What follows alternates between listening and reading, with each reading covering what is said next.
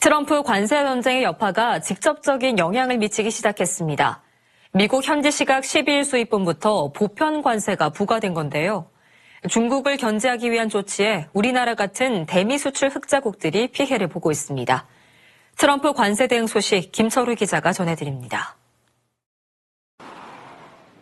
미국은 지난 4일 캐나다와 멕시코, 중국에 대해 각각 10%에서 25%씩 관세를 부과했습니다. 불법 약물 퇴치를 표면상의 이유로 내세웠지만 결국 대중국 견제를 위한 것입니다. 불과 8일 만에 전 세계에서 수입되는 알루미늄과 철강 그리고 파생 상품에 대해 25% 관세를 부과했습니다.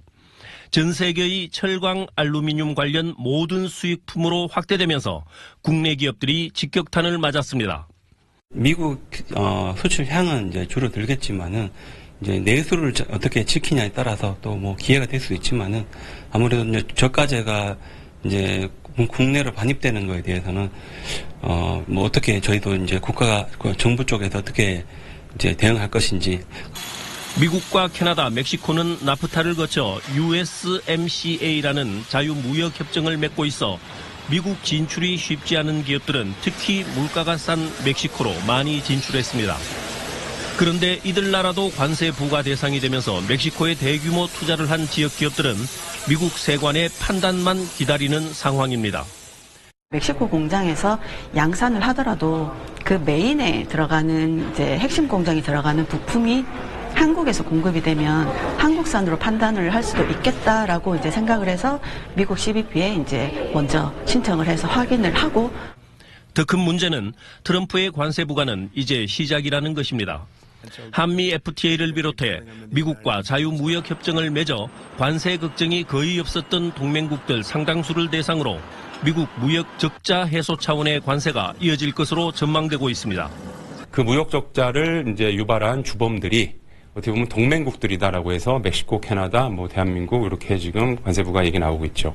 트럼프의 다음 행보는 저희가 봤을 때는 그럼 그동안의 혜택을 부여했던 FTA를 제대로 부여할 수 있게 조금 더 엄격하게 적용을 하겠다. 대구 본부세관은 세미나를 열고 추가 관세를 대비하고 관세를 줄일 수 있는 방안을 기업들에게 설명하고 나섰습니다. 주요 이슈는 이제 품목분류인데 품목분류는 국제협약상에 동일하게 규정을 하고 있고요. 미국 세관도 한국 세관과 동일하게 적용을 하고 있습니다. 그래서 대구 세관에서는 국제협약상의 품목분류에 관한 판정 방법에 대해서 규정 등에 대해서 수출기업에게 안내할 예정입니다. 우리나라의 대미 흑자는 지난해 556억 달러입니다. 트럼프 관세 정책에 피해를 줄이기 위해서는 석유 수입부터 중동산 대신 미국산으로 수입선을 바꿔야 합니다.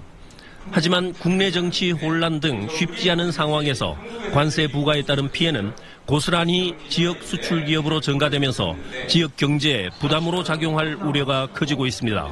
MBC 뉴스 김철우입니다.